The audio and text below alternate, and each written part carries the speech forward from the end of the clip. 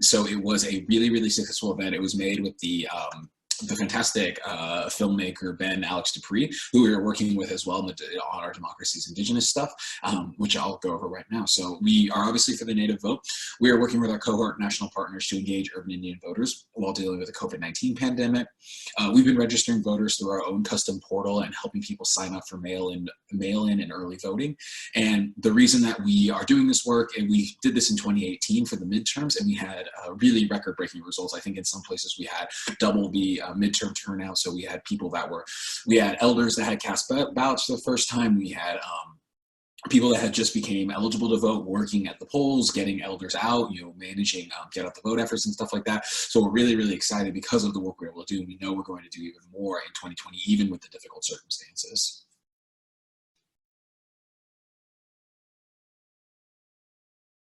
So on the left is a piece of artwork that we commissioned as well. We did a contest, and this was the winning submission that we made. So we created thousands of these posters on the left, and we sent them. We have now sent them all around the country. On the right is an example of the handouts that we made. We really enjoyed providing information. So each one of those handouts are actually personalized to each respective state that we sent them to. So the little QR code in the bottom right is a voter portal that we had access to with when we all vote, and on the back side of them is essentially information about the election itself, as well as broken down information to each state. So in Minneapolis, for example, it would say, here's how you get here's how you get a mail-in ballot in Minneapolis. Here's the last day you can register to vote online. Here's the last day you can register to vote in person, and all those things. So we sent all of these custom out to set, like I said, probably 10,000 of these out around the country, as well as, again, t-shirts, hand sanitizer, masks, grocery bags, as much swag as we could possibly think of. We were able to send out to all of our centers so that we could make sure that they had things to give out at the community events, and that they could support their community with these items that we were providing them. So now, like I said, I wanted to go over a little bit of social media. That's been my big focus and stuff like that. When I got brought on to the NUIFC, my main focus was about how do we grow our Facebook presence, how do we grow our social media presence, and why that's important. So I wanted to say, go over just some really pretty staggering statistics about how large and important social media really is. So there are more than 3.7 billion active social media users. People on average have 7.6 social media accounts. You can think about yourself. How many do you have? Do you have a Facebook? Do you have a Twitter? Do you have a Snapchat? Do you have a Reddit? How many of these do you use? Do you have a LinkedIn? Do you have Instagram? There's just so many, and so many people nowadays have multiple of them. So it's really important to always be thinking about that. And it's also really important to be thinking about, because people spend a lot of time on them. An average of 2 hours a day on social media. I'm probably above that because of the work I have to do and being required to be on it. And I'm sure if you guys are communicators, if you guys are working on communication aspects in particular, then that's something you understand as well. So the biggest platforms, and the three we're going to focus on, that I want to focus on today, are Facebook, Twitter, and Instagram. Facebook has 2.5 billion users, where I have a little bit less than 8 billion people on Earth. So Facebook has a lot of people on it. Twitter is about 145 million daily users, and Instagram has about 1 billion users as well. So I say all this because, like it or not, as weird as it is, as sometimes as upsetting and frustrating social media can become, and just broadly, the internet and just kind of the challenge that it represents, whether or not we like it, it is a way of life, and it's something that we have to be aware of, we have to organize, and we have to always be thinking about, because no matter what we do, it's going to be around. So first up, I want to talk about Facebook. So Facebook is far and away the #1 social media site in the world. It's the third most popular site in the world, behind only Google and YouTube. So 71% of Americans use Facebook, 75% of Facebook users visit Facebook every day, and there's been a 12% increase in new users in 2020. And I wanted to bring up the 12% increase because I think one thing I hear a lot in communication spaces, and especially around people that are new to social media or learning about social media for the first time, is they hear people say, well, Facebook is losing, it's losing ground. Facebook's not as important because people don't like Facebook anymore. And I have loads of complaints and issues with Facebook, but at the end of the day, that's just simply not true. It's an extremely, extremely popular social media service. It's an extremely large one with a huge amount of reach. So even when you get frustrated with it, even when you hear people saying, oh, teens don't use it and stuff like that, there's truth in all of that, but it doesn't change the simple fact that Facebook Facebook is huge. And any social media strategy you have really needs to be thinking a lot about Facebook. Essentially, like I said about social media, like it or hate it or love it, you are going to have to figure out a way to work on it because it is so important. Instagram as well, there's 500 million people use Instagram stories every day. It'll reach 112.5 million US users in 2020. About 40% of American adults use Instagram. It's the most popular social media platform among teens, and 200 million Instagram users visit one organization profile daily, which is really important to remember as yourself if you guys are operating on Instagram, is that people are going to be on it, people are going to be seeing it. Instagram is owned by Facebook, so they're all part of this big, they work with one another, they are coordinated with one another. Projects that you work on Facebook can also usually be on Instagram. Instagram obviously is a really big photo sharing platform, but it's also a really great way to send out information. It's a really great way to interact with users, and most importantly, it's a really great way to have competitions or challenges or contests in ways as well. So which I'll go over a little bit as well. So. And finally, Twitter. So Twitter has 500 million tweets are sent a day, which is, to me, kind of crazy. It's the #1 platform for discovery, meaning that people go and use Twitter to learn things, learn about information, find information, figure out what's going on around the world and stuff like that. So it really is a breaking news source. And tweets with hashtags get double the engagement, just always really important to remember. So trying to figure out both what a good hashtag would be, but also what's a good hashtag that people would want to use and can easily use. So you don't want to make something that's really long, you don't make something that's really short. And you also want to think about, well, how do we join a conversation that's already going on? So tweets with videos get 10 times as much engagement, and 2 billion videos are watched a day on Twitter. Again, crazy to me. But, yeah, and so I think as I'm going into this, I wanted to go over just general best practices on social media. These tips and kind of ideas apply broadly to all social media platforms and work very well on all social media platforms. First and foremost is that video and visuals are king. No one wants to stare at a body of text. No one wants, if someone wanted to read a book or an article, they would go to a newspaper website or they would actually read a book. So you want to keep your posts short. You want to keep them sweet. You want to make them easy to read. Make sure the text isn't just a wall of text. Give it some spacing and stuff like that. And whenever possible, include a photo, include something that grabs someone's eyes, because you got to think about the way in which people are using social media is that they're usually just scrolling through, just kind of flicking, going really quickly. And so people aren't going to be really inclined when they're scrolling through and they see just a big wall of text to stop and read that entire wall of text. So you're going to want to make sure with whatever you're doing that you're making graphics, that you're using video, you're using visuals when you get the chance. Every social media platform has robust analytics built in so that you can use that to figure out and track whatever information you need. So Facebook has really robust, like you can see how a post performed, you can see how a post was boosted, you can see who liked the post, you can really easily see who's all following you. The same goes with Twitter and the same goes with Instagram. I would definitely highly encourage, if you have not already gotten an opportunity to do that, when you have time, to go into the back end and to do a diagnostics, to look at who your demographics are, to look at who's following you, what's the majority of your base. It's really important to know who's your audience is and who are the people that are following you, because that's going to help you make sure that the content you're creating is tailored to them. You want to give social media posts time to breathe. So you don't want to ever spam posts, especially when there's a lot going on. I get this. I go through this a lot, where we share a news story, and then an hour later something else happens. We have to talk about that, and then 30 minutes after that something else happens, or another post we had planned for 3 p.m. is all of a sudden it's going to be the 7th post of the day or something like that. You want to make sure that you're giving social media posts time to breathe, because you don't want to overwhelm the algorithm, which is trying to figure out, it knows that people like your page, and it knows that people interact with your page. But if you just keep putting out more and more posts, it's not going to put that post in front of everyone every single time. So you want to make sure that they have enough time to actually kind of get some space, to get some interaction, and to kind of grow on their own before putting another post in. Because once you put another post in, it kind of bumps the earlier post down the queue a little bit and makes it harder to find.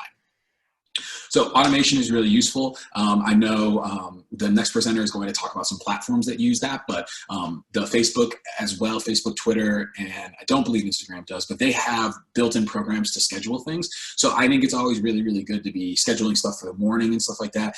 If you're going to be, making sure the night before that you schedule a post to go out early in the morning so that you're getting a really broad audience, especially if you're on the West Coast, you want to make sure that your posts are kind of getting up in time that they're able to kind of resonate with people on the East Coast, especially if you're a national organization.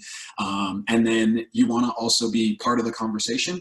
So hashtags, days of action, all of these things are great ways to kind of raise your awareness and stuff like that. So leading up in the census, there were a lot of census days of action that were really great to be a part of, and something that would be really helpful. Hashtags as well. So if you see something trending along, so whatever those issues be around, whether they be a national large conversation that you think you should be a part of, whether it be about health or something like that, or if it's something in particular going on in native Twitter or native social media. So if it's something about missing and murdered Indigenous women, something along those lines, like there's good opportunities to always chip in your voice using the hashtags and become that part of a conversation and kind of ride the wave of that conversation. And competition and engagement driven questions are great. So I'll go over competitions a little bit later, but engagement driven questions are like, you've seen brands and stuff do them. So it's just like, oh, what's your favorite thing to buy when you come to Costco, or like something like that. That's something that people are commenting on. People are interacting with the post because they want to chip in their 2 cents. It's like when you see, if you ever see on social media, like one of those, like, one of these have got to go, like get rid of, these 4 similar things, pick one to get rid of or something like that. So those kind of engagement driven questions are always really helpful. So this is, I want to talk a little bit about posts we did. So this is, we did this on today's True For You, which was obviously back on July 28th, the Census Day of Action that was coordinated with our entire census cohort. And so essentially what we wanted to do is we wanted to do a social media contest. So we were giving away the t-shirts that I'm wearing, not the actual t-shirt I'm wearing, but we were giving away t-shirts. And so I decided to hang them up in my backyard. My beautiful model, Jax, decided to be a part of it as well. And we shared this video, essentially we shared this post and essentially said, hey, if you decide if you like, share, comment, engage with the post in any way, shape, or form, you'll be entered into a contest to win these t-shirts. Obviously, it kind of caught fire, and a lot of people really, really enjoyed doing it. So we obviously, it was a big success. We were really glad we did it. We were able to send out probably 20-something shirts to people on Facebook and stuff like that. We got pictures, and people were really excited about them. And that's just like a really good way to use your social media platform as something to give away, to get some engagement, to do that kind of opportunity. Especially because I think a lot of social media is your outward-facing persona, is your personality, is your organization's personality. So I think for us, we really want people to see the NUIFC and kind of see like, oh, this is cool that they're doing these kind of things. They're trying different ideas. They're doing giveaways. They're interacting with people in that way. And then hopefully as well, we're raising some awareness about the census.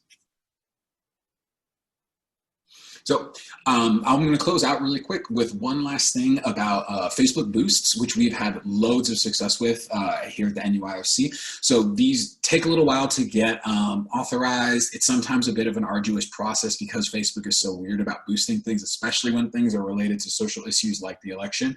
But when you can finally get through, when you can become an authorized user, when you're able to easily boost posts, they can be really, really helpful. Like, as you can see, the PSA that we had already shared, I shared it again on social media, and it got, obviously you can see like 2,000 likes, shared nearly 650 times, 100 comments. It got viewed another, 10,000 something times. So it really increased our eyes. And so what it does is you essentially put a small amount of money, and like I said at the top, it's a fantastic bang for your buck. So even like $50, especially if you're a smaller organization, especially if you're trying to grow your platform, has a way of really, really helping. So you can set it up to interact with people that your friends, that your followers follow. So you can find like-minded individuals that follow your friends or your followers. You can set it in a geographic region, so everyone in Oklahoma or everyone in Oklahoma City sees the post or something like that. There's a lot of ways to experiment with it. There's a lot of research on how to best do it that I would highly advise you to look into.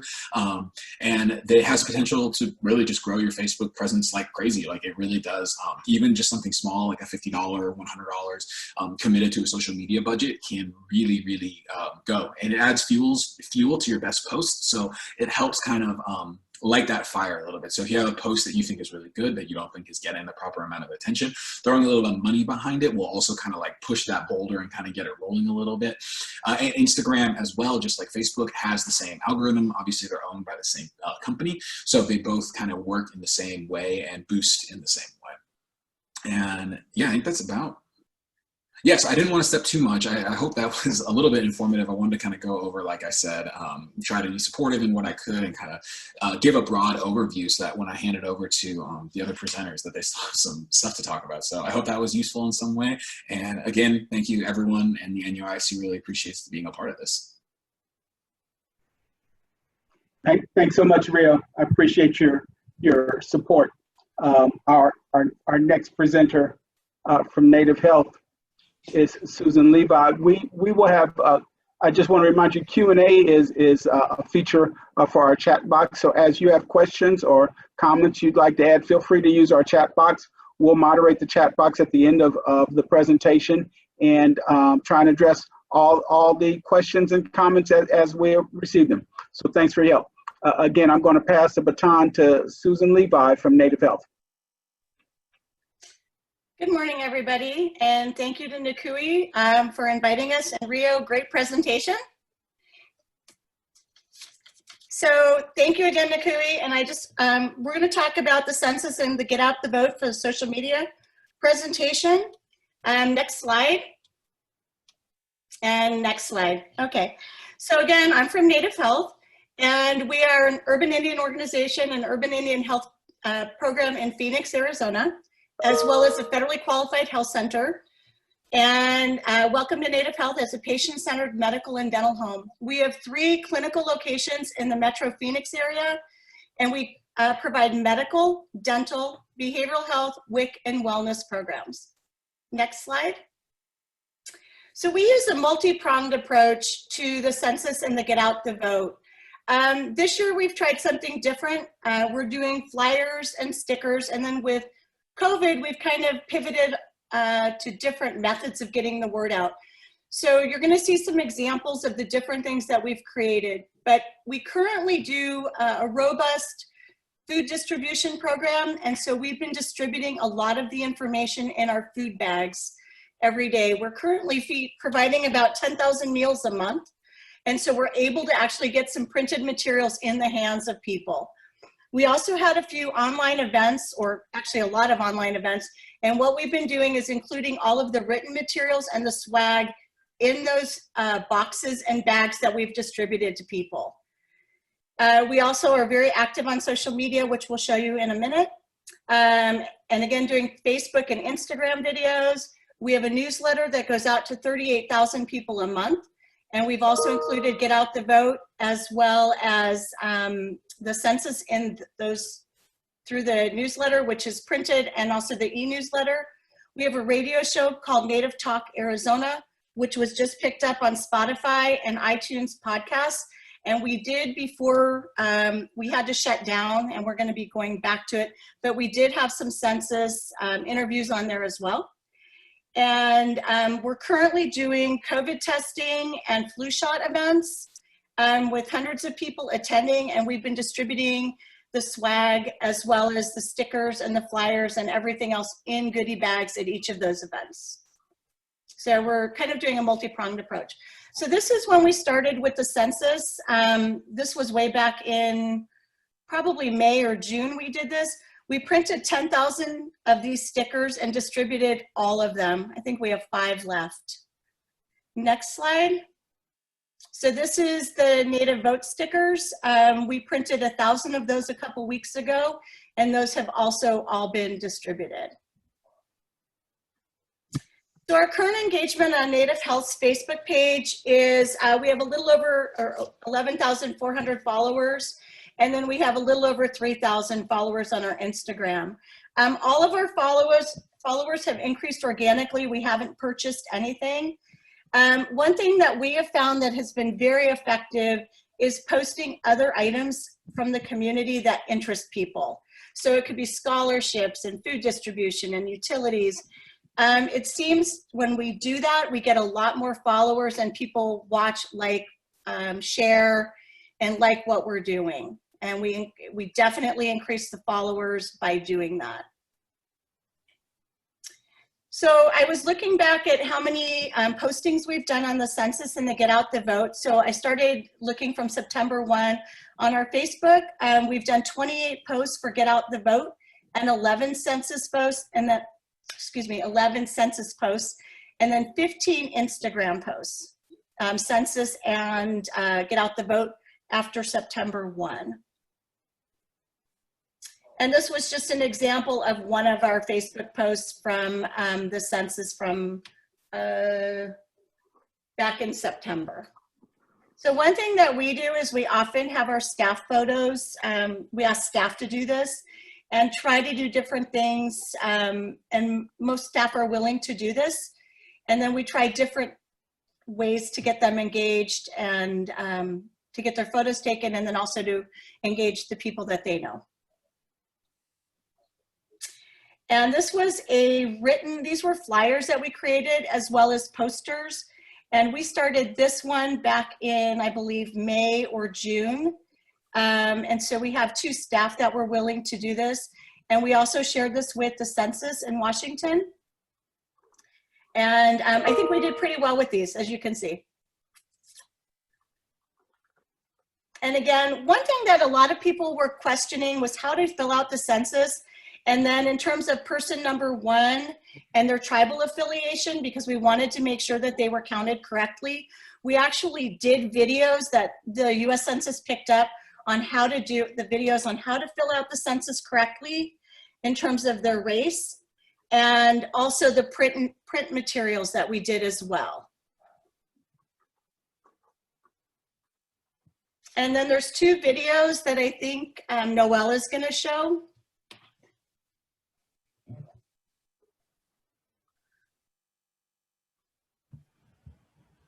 Hey Navajo Nation, Census Up.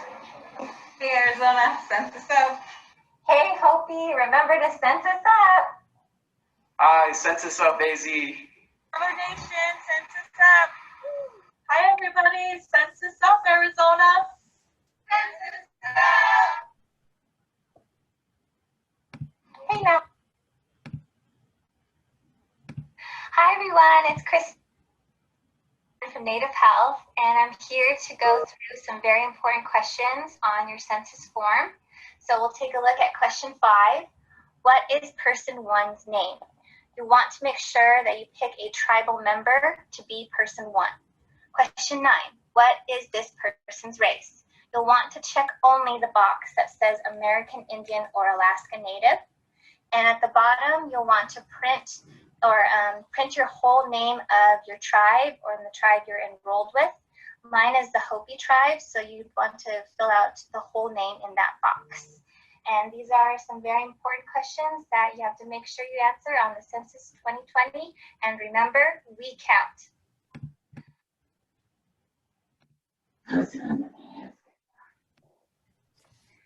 So those videos did really well. We ended up putting those on our YouTube, just that the census had asked us to do that so that they could share those.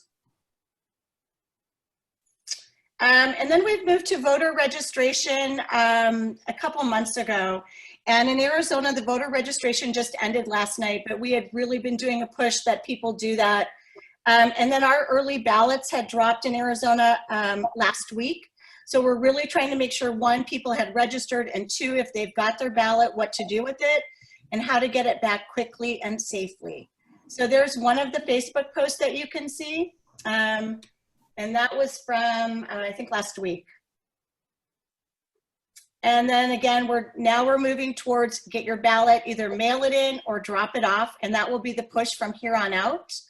Our ballots in Arizona need to be mailed by, I believe, next Sunday or Monday in order to be counted.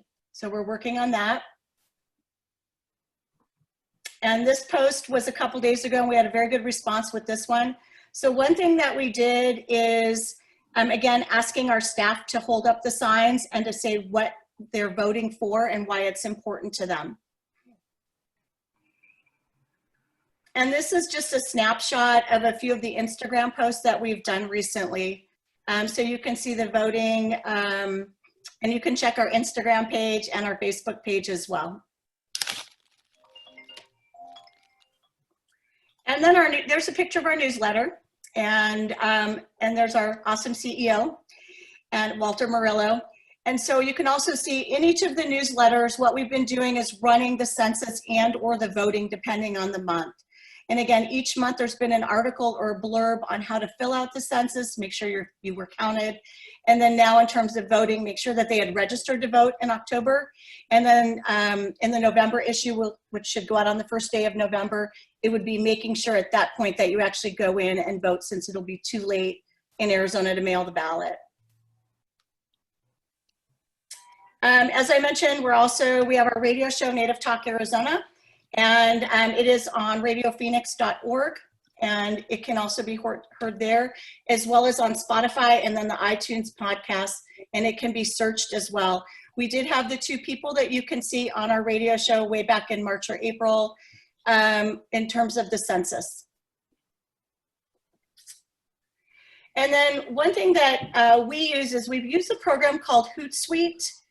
And Hootsuite is a social media manager that we use. And you can see, I just did a screenshot of sort of how I plan things, and I'm able to load them onto different platforms and in advance.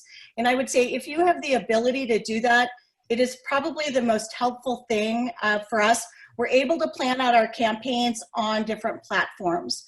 So you'll see on there, so you can see our Facebook, we have 2 Facebook pages, our Instagram, our Twitter. We can plan anything out for months. And so if you're actively planning a campaign and you want, let's say, a voter, get out the vote or make sure you return the ballot, you can plan all of it with your imagery and your videos embedded in it.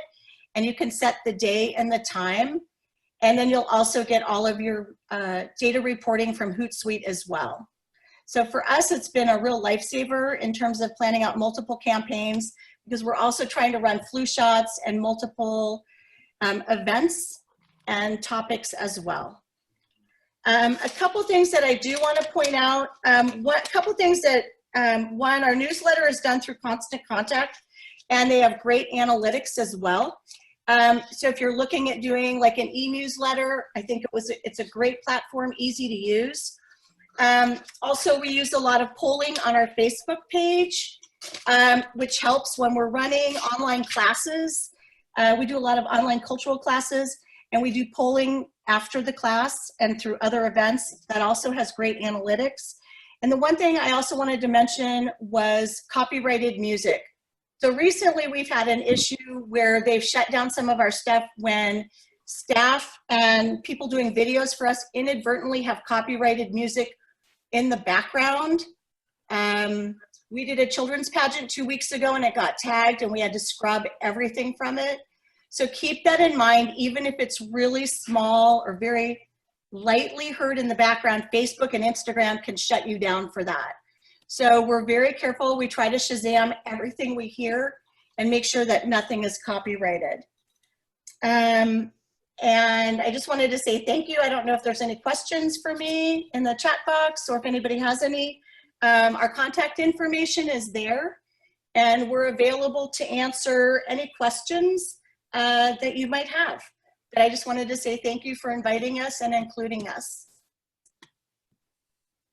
Thank you so much, Susan.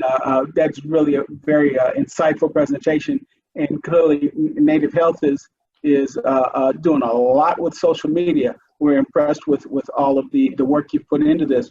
I'm keeping an eye on the chat box, and not only are you getting congratulations on your picks, but there's an item about small programs. And I'll just read the questions as they come in, and I'll ask either Rio or Susan to respond. This question is, what can small programs do more effectively? We have 8 staff members across 2 sites in large metro areas. My answer, I'm not sure how Rio would answer this. One, I would say I would invest in Hootsuite. I think it makes it much easier and utilize as much staff as you can for videos and photos and try to get as much stock photography. We try to shoot as many photos and videos as we can and keep them on hand, just general stock photos. I think that would help a lot. It is hard, it's challenging, but it's great work and it makes a difference. Yeah, I'll echo what Susan said. I was going to say, I think the stock photos is really important. So I think trying to figure out what are easy social media wins that you can kind of rack up and think about. So I think doing just something really simple as little graphics, informational handouts and stuff like that, or infographics, little pictures, stock photos. Hootsuite and management software would be really, really helpful. But the NCUIH is actually a really small staff. It's the communications team is mainly just myself. And so we are always thinking about ways in which to kind of focus on using our larger presence, even though we're a smaller team, and that's usually working with our center staff, whoever we can, to try and get pictures and stuff like that. I would say videos are always really good, but be really smart about them, because they're always a lot more to they're always a lot bigger of a project than you think they will be, in my experience. I don't know if that's the experience Susan has, but whenever we do videos, especially when I say like I will make the video, I end up thinking, oh, this will just be a little half-day project, and it ends up being a few days of just editing and all these little things. So yeah, that would be my advice. Thanks for your responses. Very, very helpful information. We're right at 1:44, 1:45 in the Eastern Standard Time Zone. So we still have 15 minutes. Others are welcome to enter questions into the chat box. We'll keep that open for a few more minutes. Again, I want to thank both of our presenters doing really awesome work. This focus on best practices for UIOs has been really full of information. I'm pleased that when we will record and archive this webinar, so it will be available as a resource for UIOs to refer to in the future, and it'll be stored on our Get Out the Vote page that's available on the NCUIH homepage. So just wanted to alert folks that they'll be able, others will be able to access this information going forward, and I honestly believe we'll be ready for the next campaign when it's time to get busy, to continue to get out the vote again. Civic engagement is not just a program, it's not just a moment, but it really is a way of life. And I think of the slogan, democracy is indigenous, as something that a small d democracy is a meaningful way of life in this nation and across the globe, as not only participation, but activism towards social justice. It all matters, and all of our voices matter. So let me not try and get on the soapbox. We've had plenty of speakers on the soapbox already, but again, we have a few more moments. We'll patiently wait for those who may have questions or comments they'd like to add to the chat box. Again, I'll stop right there. And if anybody wants to speak verbally, you could just unmute your mic if that's easier for you, if you have any questions to the speakers.